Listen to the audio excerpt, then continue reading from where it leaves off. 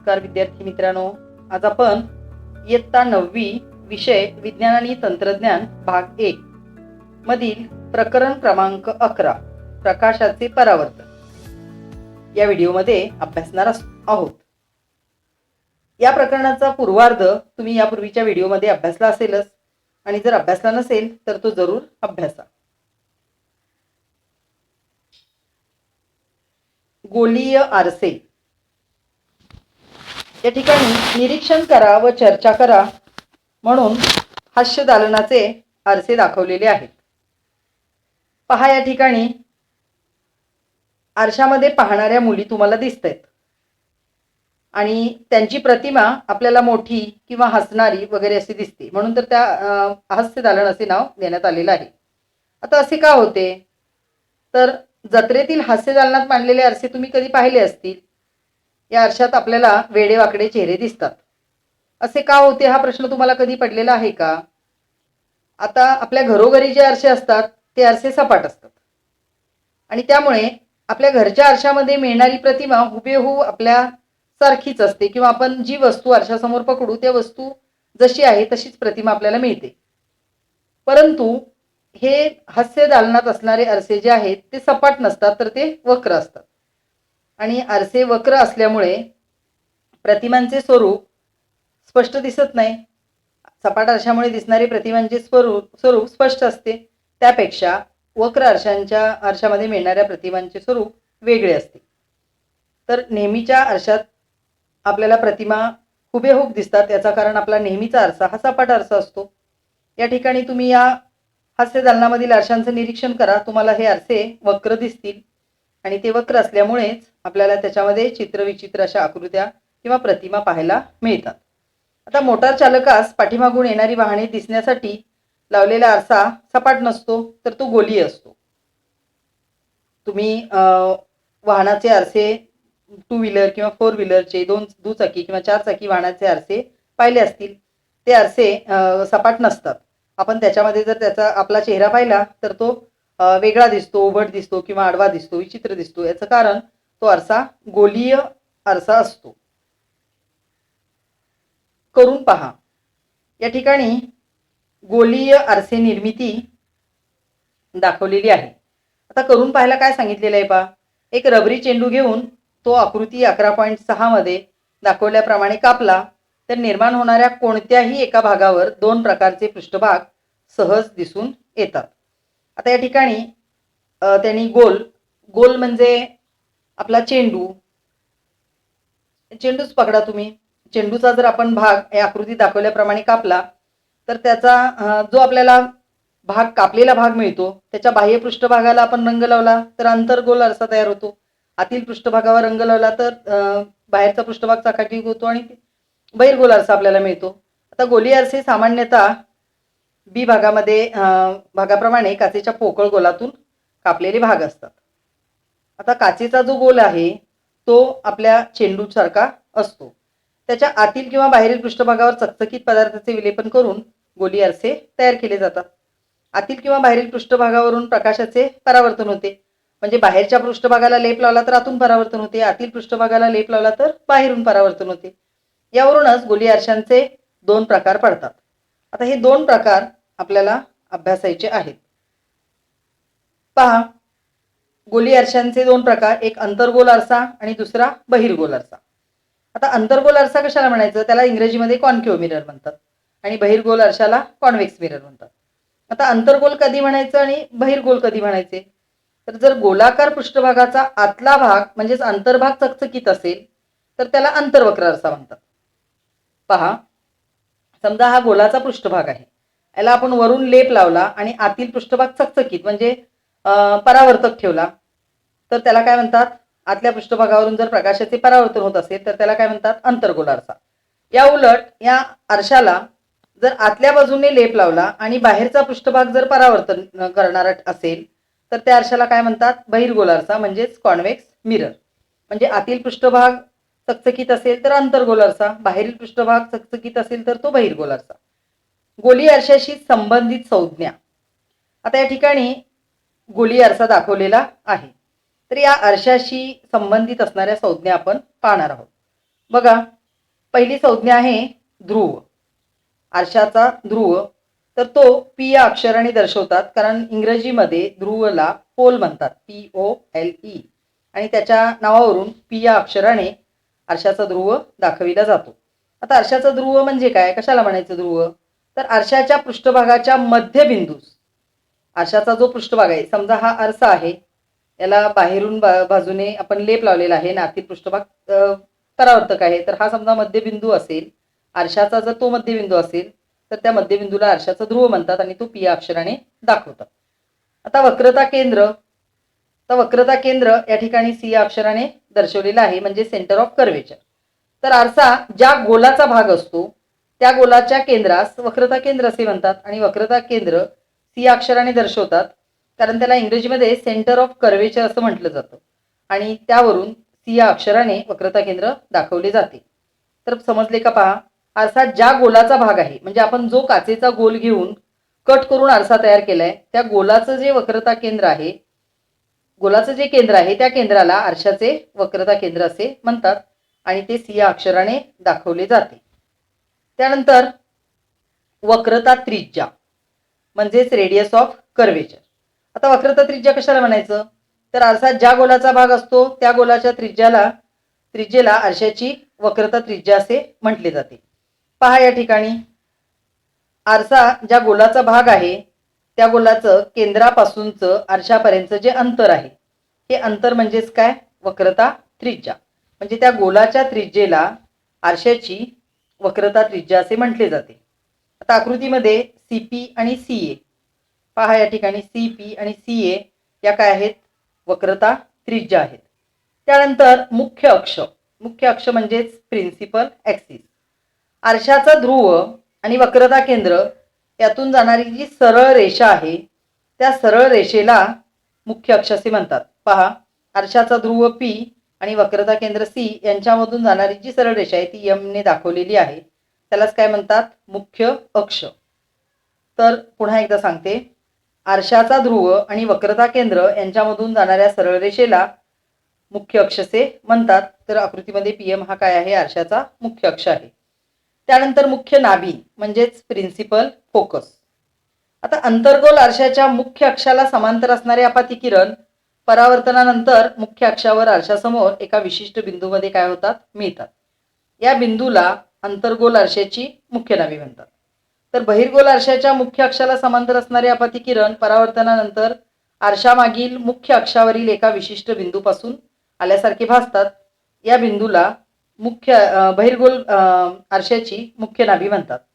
म्हणजेच कसे पहा, समजा हा अंतर्गोल आरसा आहे, याचा बाहेरील पृष्ठभाग रंगवलेला आहे, याचा मुख्य अक्ष इकडे असेल. आता नाभी, या मुख्य अक्षाला समांतर जाणारे आपाती किरण परावर्तनानंतर मुख्य अक्षावरती एका बिंदूमध्ये एकवटल्याचा आपल्याला भास होतो, एकत्र एकवटतात. त्या बिंदूलाच काय म्हणतात, त्या आरशाची नाभी. आता हा अंतर्गोल आरसा आहे म्हणून ही अंतर्गोल आरशाची नाभी. या उलट जर आपण बहिर्गोल आरसा घेतला, याचा आतील पृष्ठभाग रंगवलेला आणि बाहेरचा पृष्ठभाग परावर्तक असेल, याचा सुद्धा मुख्य अक्ष इकडे आतच असणार आहे, कारण हा वक्र भाग जिकडे आहे तिकडेच असतो.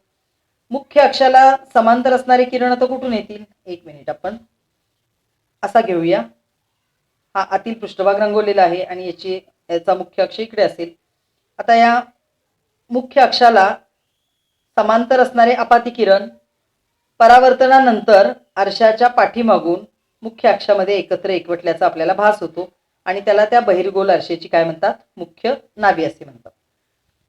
त्यानंतर नाभीय अंतर, आरशाचा ध्रुव आणि नाभी यांच्यामध्ये जे अंतर आहे, आरशाचा ध्रुव P आणि ही नाभी या ठिकाणी दाखवलेली आहे F, यामधलं जे अंतर आहे PF, यामधलं जे अंतर आहे, या अंतराला नाभीय अंतर असे म्हटले जाते, किंवा त्यालाच फोकल लेंथ असेही म्हणतात.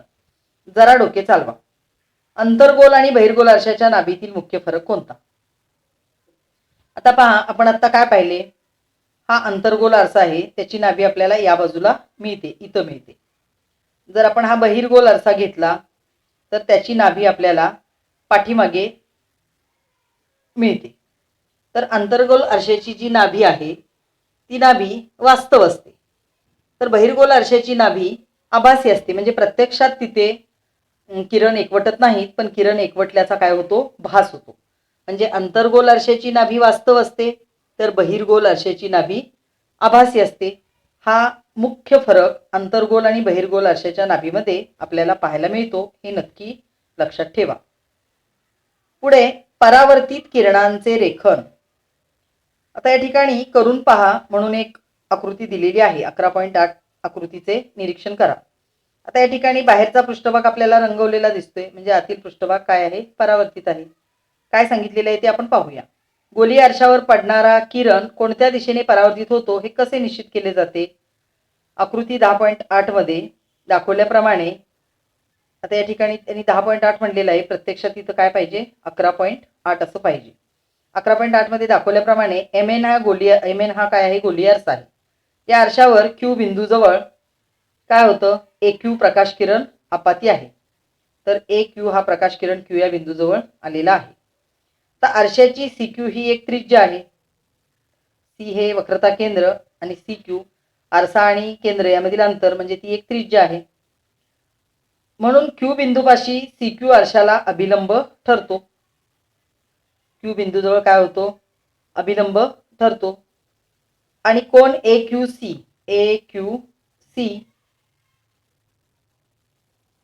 हा अपतन कोण होतो. आता परावर्तन नियमानुसार अपतन कोण आणि परावर्तन कोण समान मापाचे असतात.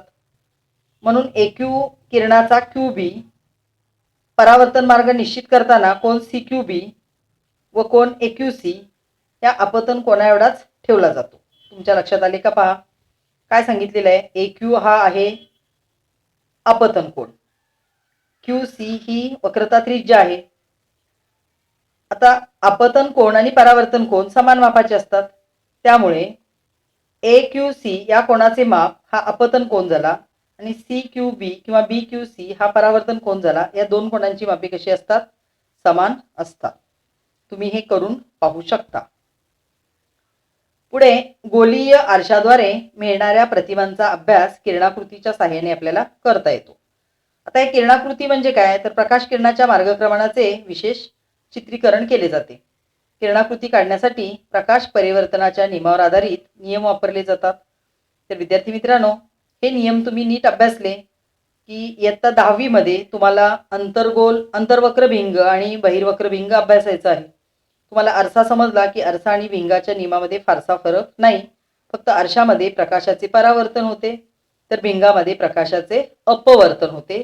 कारण भिंगाला छेदून किरण आरपार जातात आणि आरशावरती पडणारे किरण आरशापासून परत फिरतात. तर यावर्षी आपण अंतर्गोल आरशामुळे मिळणाऱ्या परावर्तनाच्या नियमांचाच किंवा किरणाकृती काढताना उपयोगात येणाऱ्या प्रकाश परावर्तनाच्या नियमांचा अभ्यास करणार आहोत. आता पहिला नियम काय आहे पहा. आता या ठिकाणी तुमच्या लक्षात आले असेल, हे सगळे अंतर्गोल आरसे आहेत. आतील बाजूने त्याचा भाग परावर्तक, बाहेरील बाजूने रेषा दाखवलेल्या आहेत, म्हणजे तो रंगवलेला आहे, म्हणजे चकचकीत पृष्ठभाग आतील आहे. जर आपाती किरण मुख्य अक्षाला समांतर असेल, आता पहा हा आहे आपाती किरण. आपाती किरण म्हणजे आरशावर येऊन पडणारा किरण. आपाती किरण मुख्य अक्षाला समांतर असेल तर परावर्तित किरण मुख्य नाभीतून जातो. पहा, आपाती किरण मुख्य अक्षाला समांतर आहे, म्हणून परावर्तित किरण आरशाच्या नाभीतून जातो. या उलट आपाती किरण नाभीतून जात असेल तर परावर्तित किरण मुख्य अक्षाला समांतर जातो. दोन नियम परस्परांच्या विरुद्ध आहेत. आपाती किरण मुख्य अक्षाला समांतर असेल तर परावर्तित किरण नाभीतून जातो. आपाती किरण नाभीतून जात असेल तर परावर्तित किरण मुख्य अक्षाला समांतर जातो. आता तिसरा नियम, जर आपाती किरण वक्रता मध्यातून जात असेल तर परावर्तित किरण त्याच मार्गाने परत फिरतो. पहा या ठिकाणी आपाती किरण याच मार्गाने इकडे असा बाण दाखवलेला आहे आणि परावर्तित किरणाचा या बाजूने असा बाण दाखवलेला आहे. तर आपाती किरण जर वक्रता मध्यातून जात असेल, म्हणजे सी मधून जात असेल, तर परावर्तित किरण त्याच मार्गाने काय होतो, परत फिरतो. हा आहे तिसरा नियम. पहा पुन्हा एकदा, आपाती किरण मुख्य अक्षाला समांतर असेल तर परावर्तित किरण नाभीतून जातो. आपाती किरण नाभीतून जात असेल तर परावर्तित किरण मुख्य अक्षाला समांतर जातो. आपाती किरण वक्रता मध्यातून जात असेल तर परावर्तित किरण त्याच मार्गाने काय होतो, परत फिरतो. तर या 3 नियमावर आधारित आपल्याला पुढे सर्व किरणाकृती काढायच्या आहेत. अंतर्गोल आरशाद्वारे मिळणाऱ्या प्रतिमा. आता या ठिकाणी एक प्रयोग दिलेला आहे. मेणबत्ती किंवा काचेची चिमणी, पुठ्ठ्याचे खोके, पांढरा कागद, मोठा पुठ्ठा, अंतर्गोल आरसा आणि मीटर पट्टी. आता हा प्रयोग तुम्ही घरीही करून पाहू शकता किंवा तुमच्या शिक्षकांच्या मदतीने तुमच्या शाळेच्या प्रयोगशाळेमध्ये करून पाहू शकता. पहा कृती काय दिलेली आहे. मेणबत्ती किंवा काचेची चिमणी सामावून घेणारे आणि एक बाजू मोकळी असणारे पुठ्ठ्याचे खोके घ्या. आता या ठिकाणी खोके आपल्याला दिसते, त्याची एक बाजू मोकळी आहे आणि मेणबत्तीला ती सामावून घेत आहे. खोक्याच्या एका बाजूला बाणाकृती चीर पाडा आणि खोक्यात मेणबत्ती ठेवल्यानंतर बाणाकृती प्रकाश स्त्रोत मिळवा. म्हणजे ज्या ठिकाणी आपल्याला प्रकाश स्त्रोत मिळवायचा आहे त्या ठिकाणी आपल्याला खोक्याला काय करायचं आहे, चीर पाडायची आहे. तर 20 × 30 सेमी आकाराच्या पुठ्ठ्यावर पांढरा कागद चिटकवून पुठ्ठा लाकडी ठोकळ्यावर उभा ठेवून पडदा तयार करा. तर या ठिकाणी पडदा तयार केलेला दिसतो आपल्याला. पुठ्ठ्याचे खोके आहे, इकडे अंतर्गोल आरसा ठेवलेला आहे. तर हा प्रयोग तुम्ही तुमच्या प्रयोगशाळेमध्ये करून पाहू शकता. पुठ्ठ्याचे आणखी एक खोके घेऊन त्याच्या वरच्या बाजूला चीर पाडा आणि तिच्यात अंतर्गोल आरसा खोचून उभा करा. तर असे उपकरण प्रयोगशाळेमध्ये तयार असते, त्यामध्ये तुम्ही हा प्रयोग करून नक्की पहा. खिडकीजवळ पडदा उभा करून त्याच्यासमोर अंतर्गोल आरसा ठेवा. आरशाच्या साह्याने सूर्याची किंवा खिडकीबाहेरील लांबच्या दृश्याची रेखीव प्रतिमा पडद्यावर मिळेल अशा रीतीने त्याची जागा निश्चित करा. पडदा आणि आरसा यामधील अंतर मोजा, हे आरशाचे नाभीय अंतर. तर आपल्याला प्रतिमा मिळेपर्यंत आपण तो पडदा पुढे मागे करू शकतो. ज्या ठिकाणी आपल्याला प्रतिमा मिळते त्या ठिकाणी आपण तो स्थिर ठेवून ते जर अंतर पट्टीच्या सहाय्याने, आकृतीमध्ये मीटर पट्टी दाखवलेली आहे अशा पट्टीच्या सहाय्याने मोजले तर आपल्याला आरशाचे नाभीय अंतर मोजता येते. खिडकीजवळ पडदा उभा करून त्याच्यासमोर अंतर्गोल आरसा ठेवा. आरशाच्या सहाय्याने सूर्याची किंवा खिडकीबाहेरील लांबच्या दृश्याची रेखीव प्रतिमा पडद्यावर मिळेल अशा रीतीने त्याची जागा निश्चित करा. पडदा आणि आरसा यामधील अंतर मोजा, हे आरशाचे नाभी अंतर झाले. आता आकृतीत दाखवल्याप्रमाणे साहित्याची मांडणी अंधाऱ्या खोलीत करा. परत काय सांगितले पहा, हीच मांडणी अंधाऱ्या खोलीत करा. आरसा मीटरपट्टीच्या 0 खुणेजवळ ठेवा. त्याच्यासमोर पडदा उभा ठेवा. पडदा आणि आरशाच्या दरम्यान प्रकाश स्त्रोत ठेवा. असे करताना प्रकाश स्त्रोत आणि आरसा यामधील अंतर आरशाच्या नाभी अंतरापेक्षा थोडेसे जास्त ठेवा. पडदा पट्टीवर पुढे मागे व पट्टीच्या उजव्या व डाव्या बाजूस सरकवून त्यावर प्रकाशझोताची रेखीव प्रतिमा मिळवा. ही प्रतिमा मूळ स्त्रोताहून मोठी आणि उलटी असते. तर प्रतिमा पडद्यावर मिळत असल्याने ती वास्तव प्रतिमा आहे. जी प्रतिमा आपल्याला पडद्यावर घेता येते ती प्रतिमा वास्तव असते. आणि एक गोष्ट लक्षात ठेवा, जी प्रतिमा वास्तव असते ती नेहमी उलटी असते आणि जी प्रतिमा उलटी असते ती नेहमी आभासी असते. आता प्रकाश स्त्रोत आरशापासून दूर सरकवा. असे करताना आरसा आणि स्त्रोत यामधील अंतर आरशाच्या नाभी अंतरापेक्षा दुपटीहून काय होईल, जास्त ठेवायचे. पडदा पुढे आरशाकडे सरकवून त्याच्यावर प्रकाश स्त्रोताची रेखीव प्रतिमा मिळवायची. प्रतिमा उलटी मूळ स्त्रोताहून लहान आणि वास्तव असते. पहा, अंतर दुप्पट केलं की प्रतिमा लहान मिळते. अंतर योग्य नाभी अंतर ठेवलं तर प्रतिमा मूळ स्त्रोताहून मोठी दिसते, उलट असते, परंतु ती वास्तव प्रतिमा आपल्याला पाहायला मिळते. तर हा प्रयोग तुमच्या प्रयोगवहीमध्ये आहे. अंतर्गोल आरशाद्वारे मिळणारी प्रतिमा या ठिकाणी पहा दाखवलेली आहे. आता ए बी ही वस्तू आहे. ए बी ही वस्तू कुठे ठेवली पहा, वक्रता केंद्र आणि नाभी यांच्या दरम्यान ठेवली. तर एक किरण मुख्य अक्षाला समांतर गेला. मुख्य अक्षाला समांतर जाणारा किरण परावर्तनानंतर कुठून जातो, नाभीतून जातो. दुसरा किरण नाभीतून गेला आणि नाभीतून जाणारा प्रकाश किरण मुख्य अक्षाला समांतर जातो. हे दोन किरण ज्या ठिकाणी छेदतात त्या ठिकाणी मुख्य अक्षाच्या खाली वस्तूपेक्षा थोडीशी मोठी काय होते, वास्तव परंतु उलट प्रतिमा तयार होते. या ठिकाणी बी डॅश ए डॅश, कारण बी ची बी डॅश इमेज तयार होते आणि ए ची A dash B dash A dash ही प्रतिमा मिळते. म्हणजे वस्तू वक्रता मध्य आणि नाभीच्या दरम्यान ठेवली तर तिची प्रतिमा वक्रता केंद्राच्या पलीकडे मिळते. या उलट या ठिकाणी वस्तू नाभी आणि ध्रुव यांच्या दरम्यान ठेवलेली आहे. तर नाभी आणि ध्रुव यांच्या दरम्यान ठेवलेल्या वस्तूचा एक किरण मुख्य अक्षाला समांतर जातो आणि तो समांतर गेलेला किरण परावर्तनानंतर नाभीतून जातो, परंतु तो पाठीमागे गेल्याचा आपल्याला भास होतो. आणि दुसरा किरण वक्रता केंद्रातून जातो आणि वक्रता केंद्रातून जाणारा किरण त्याच मार्गाने परत फिरतो आणि ते दोन किरण आरशाच्या पाठीमागे ज्या बिंदूत छेदतात त्या ठिकाणी वस्तूपेक्षा मोठी पण मुख्य अक्षाच्या वरती आणि मुख्य अक्षाच्या वरती मिळणाऱ्या प्रतिमा या नेहमी सुलट असतात. वस्तूपेक्षा मोठी सुलट आणि आभासी प्रतिमा आपल्याला मिळते. तर यावरून तुमच्या लक्षात आले असेल, वक्रता मध्य आणि नाभी यांच्या दरम्यान ठेवलेल्या वस्तूची प्रतिमा वक्रता मध्याच्या पलीकडे मिळते. ती मुख्य अक्षाच्या खाली आहे, म्हणजे ती उलट असते आणि वस्तूपेक्षा मोठी आहे, परंतु ती वास्तव आहे. आणि नाभी आणि ध्रुव यांच्या दरम्यान ठेवलेल्या वस्तूची प्रतिमा आरशाच्या पाठीमागे मिळते. ती सुलट आहे, परंतु आभासी आहे. तर आभासी प्रतिमा पडद्यावर आपल्याला घेता येत नाही, वास्तव प्रतिमा मात्र पडद्यावर घेता येतात. आता आकृतीत दाखवल्याप्रमाणे AB ही वस्तू MN या अंतर्गोल आरशासमोर, तेच स्पष्टीकरण परत त्यांनी दिलेलं आहे. 11.अ आणि 11.ब या आकृतीमध्ये त्यांनी काय केले, आपण आता जे पाहिलं तेच स्पष्टीकरण या ठिकाणी दिलेलं आहे. या ठिकाणी दिले पहा, नाभी आणि वक्रता केंद्र यांच्यामध्ये वस्तू ठेवली असताना तिची प्रतिमा वक्रता केंद्राच्या पलीकडे मिळते. प्रतिमा उलटी आणि मूळ वस्तूपेक्षा मोठी असते. परावर्तित किरण एकमेकांना प्रत्यक्षात छेदतात, त्यामुळे ही प्रतिमा वास्तव ठरते आणि पडद्यावर घेता येते, म्हणजे वास्तव प्रतिमा पडद्यावर घेता येते. या उलट प्रतिमा आरशामागे सुलटी आणि मूळ वस्तूपेक्षा आकाराने मोठी असते. तसेच परावर्तित किरण एकमेकांना प्रत्यक्षात छेदत नाही, तर आपण काय पाहिलं, ते छेदत असल्याचा केवळ भास होतो आणि आरशामागे एकत्रित आल्यासारखे भासतात. म्हणून ही प्रतिमा काय होते, आभासी ठरते आणि आभासी प्रतिमा पडद्यावर घेता येत नाही. आता या ठिकाणी अंतर्गोल आरशाद्वारे मिळणाऱ्या विविध प्रतिमासाठी त्यांनी वस्तूचं स्थान दिलेलं आहे, प्रतिमेचं स्थान दिलेलं आहे, प्रतिमेचे स्वरूप आणि प्रतिमेचा आकार. तर या किरणाकृती आपल्याला काढायच्या आहेत.